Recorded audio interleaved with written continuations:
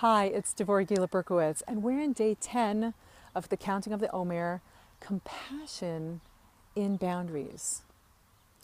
So how often do you find yourself head to head with your kid who's having a tantrum or a meltdown, and they're whining and they're screaming and they're crying, they're demanding and fighting you, trying to get what they want, and you're feeling helpless and frustrated?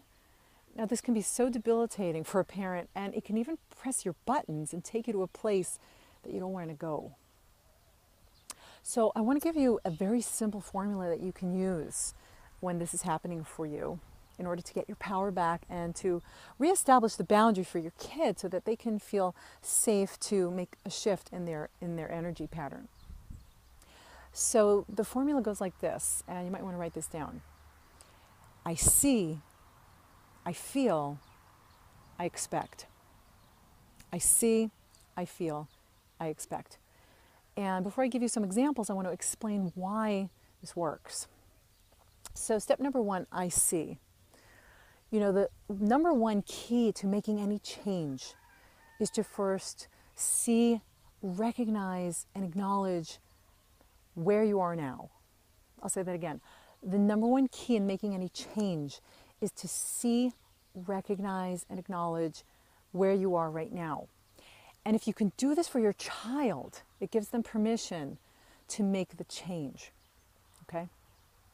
Step number two, I feel. Now, one of the strongest drives for human beings is the need to belong. It's the need to belong to something bigger than themselves. And you're the focal point in that as a parent. So when you say, I feel to the kid, it gives them a sense of security that you're with them. You're giving them your empathy, and they feel a sense of belonging with you. And step number three, I expect, reestablishes the boundary and reestablishes your authority as a parent and allows them to move on and choose a better behavior. Okay? So I'm going to give you some examples how this works.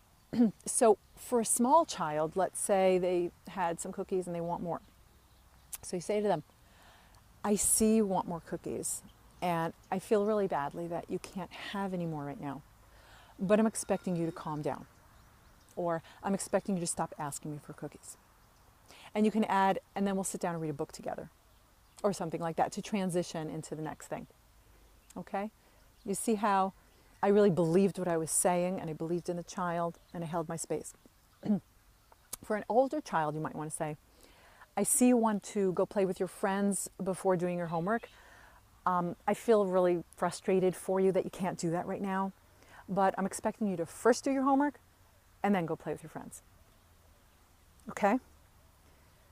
For an older kid, a teenager, you might be saying, I see you're having a hard time right now, and I feel so badly that it's so rough for you, but I'm still expecting you to be respectful. Okay? So I hope that was helpful, and remember the formula, I see, I feel, I expect, and you use it, and please let me know what happens for you. I hope that was helpful. And until the next video, I bless you with compassion in your boundaries.